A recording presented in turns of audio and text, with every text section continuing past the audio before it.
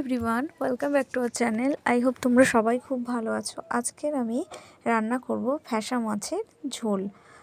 তো আমি এখানে ফ্যাসা মাছ নিয়ে নিয়েছি। ফ্যাসা মাছটাকে আমি ভালো করে কেটে ধুয়ে এটাই লবণ আর হলুদ মাখিয়ে নিয়েছি। এবার আমি কিছু মশলা নিয়ে নিয়েছি। এখানে একটা টমেটো, পেঁয়াজ বাটা আর আদা বাটা নিয়ে নিয়েছি।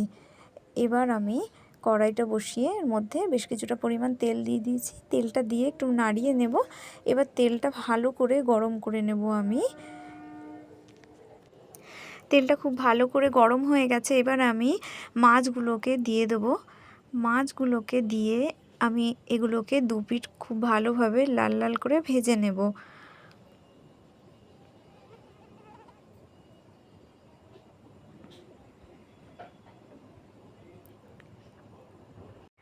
এবার আমি মাছগুলোকে এক পিঠ ভাজা হয়ে গেছে, আর এক পিঠ উল্টে আমি ভালো করে ভেজে নেব।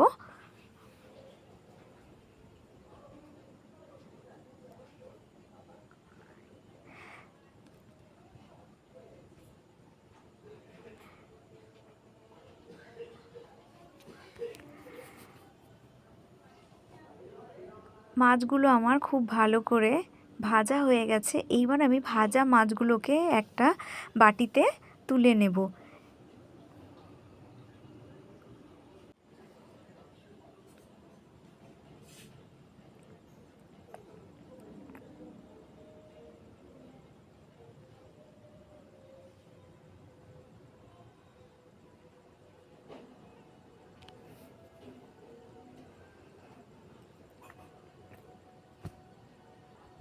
আমি এখানে বাকি মাছগুলোকেও ভেজে নিয়েছি। এবার আমি কড়াইতে আরও একটু তেল দিয়ে দিয়েছি। তেলটা একটু গরম হয়ে এসছে। এবার আমি এর মধ্যে অল্প একটু কালো জিরে ফোড়ন দিয়ে দেব। কালো জিরেটা দিয়ে আমি 1 সেকেন্ড একটু নাড়িয়ে নেব। এইবার আমি এর মধ্যে আদা বাটাটা দিয়ে দেব। আদা বাটাটা দিয়ে আমি এটাকে 30 সেকেন্ড মতন একটুখানি ভেজে নেব নাড়িয়ে চাড়িয়ে। আদার যে কাঁচা গন্ধ সেটা চলে গেছে। এইবার আমি এর মধ্যে পেঁয়াজ বাটাটা দিয়ে দেবো। তো পেঁয়াজ বাটাটা আমার ভিডিওটা স্কিপ হয়ে গেছে বলে সেই ভিডিওটা আমি দিতে পারিনি। তো আমি এর মধ্যে পেঁয়াজ বাটাটা দিয়ে দিয়েছি। পেঁয়াজ বাটাটা দিয়ে আমি ভালো করে নেড়ে চেড়ে পেঁয়াজ বাটাটাকেও আমি 4 থেকে 5 মিনিট ভেজে নেব। মাঝে মাঝে একটু নাড়া দিয়ে নিতে হবে যাতে কড়াইয়ের নিচে না লেগে যায়। এইবার আমি এর মধ্যে কেটে রাখা টমেটোটাও দিয়ে দেবো। টমেটোটা দিয়েও আমি আবারও এটাকে ভালো করে নেড়ে চেড়ে একটুখানি এটাকে কষতে দেব টমেটোর সঙ্গে মশলাগুলোকে। টমেটোটা একটু নরম হয়ে আসলে তারপরে আমি এর মধ্যে দেব 1 চামচ লবণ। লবণটা দিয়ে আমি এটাকে একটু নাড়িয়ে চাড়িয়ে নেব।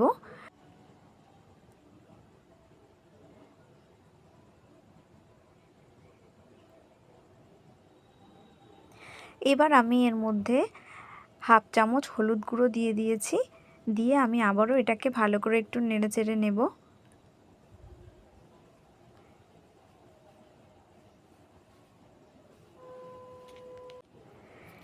এবার আমি এর মধ্যে 1 চামচ লাল লঙ্কার গুঁড়ো দিয়ে দিয়েছি। লাল লঙ্কার গুঁড়োটা দিয়েও আমি আবারও এটাকে একটুখানি নেড়ে চেড়ে নেব।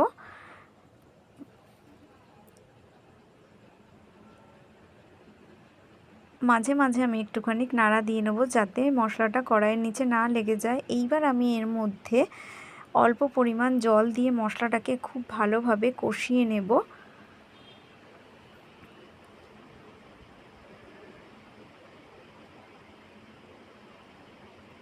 মশলাটা থেকে খুব সুন্দরভাবে তেল ছেড়ে দিয়েছে। এবার আমাদের মশলাটা কষানো একদম হয়ে গেছে। এইবার আমি এর মধ্যে জল দিয়ে দেব। আমি এখানে বড় গ্লাসের 1.5 গ্লাস মতন জল দিয়ে দিয়েছি। এবার আমি জলটা দিয়ে ভালো করে একটুখানি নাড়িয়ে নেব।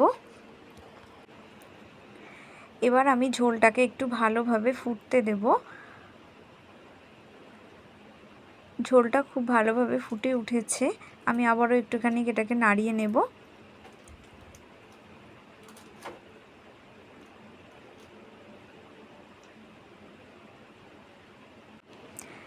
এবার আমি ঝোলের মধ্যে ভেজে রাখা মাছগুলোকেও দিয়ে দেব।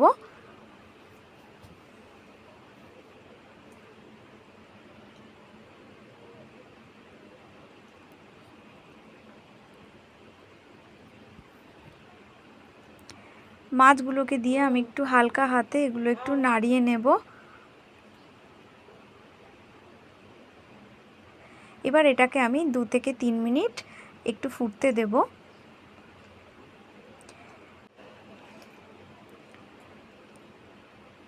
এবার আমি এর মধ্যে দিয়ে দেবো কুচনো ধনেপাতা। ধনেপাতাটা দিয়ে আমি এটাকে একটু হালকা হাতে একটুখানি নাড়িয়ে নেব।